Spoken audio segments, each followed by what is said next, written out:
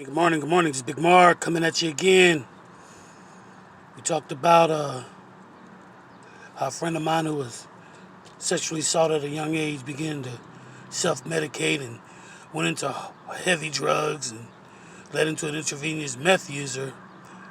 We talked about him hitting bottom, talking about having to be ready to be rescued. Now we hit the rescue mission. We abstracted him. He's in a safe place. Now we're dealing with relapse. First of all, when we first got him, he was hallucinating. He thought people were following him. He was paranoid beyond what I've ever seen before. And as months pass, I've seen it subsiding. I see these symptoms that came from his drug abuse start subsiding. Less paranoid, less delusional. But that third month, he got up and he left. And he went on a binge for about a week. Horrible binge. I went to go get him.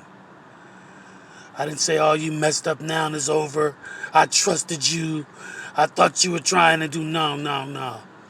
You can't expect a meth head to go cold turkey and live off your faith and everybody else's when they don't even have faith in themselves.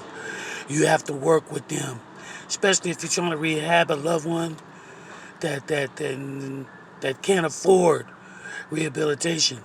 I had to grab that dude. He had relapsed one more time after that.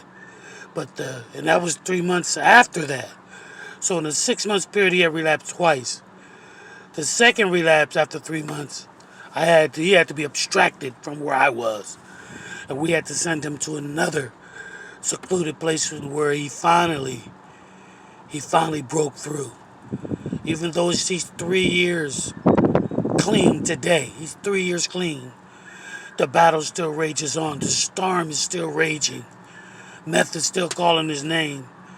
And he's well into overcomer mode.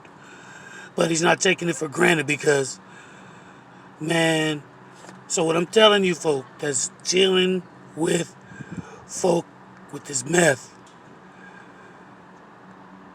relapse is inevitable. It's inevitable. You gotta walk them through it. But at least he respected my house. He never brought meth to my house.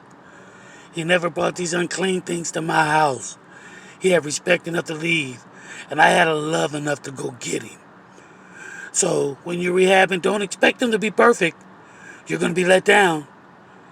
But when they start to become reckless to the point where when they relapse, you start losing money, time, and and it start affecting your family around you, you got to cut them loose. This man had respect enough to leave my home. And I had a love enough to go get him. So sometimes you're going to have to go get him. When you're rehabbing them, don't think in your mind that they're going to be perfect, because they're not. It's a fight. And when you're rehabbing, it's a fight for your life, not just an addiction. We're going to go into the next phase and the final phase of this, which is going to be deep because as a former pastor of the UAME, there is a crucial area in drug addiction and how the church played a role in it. This is going to be my next video. I love y'all, and remember, falling's a lot like flying to hit the ground. So keep your head up. Peace.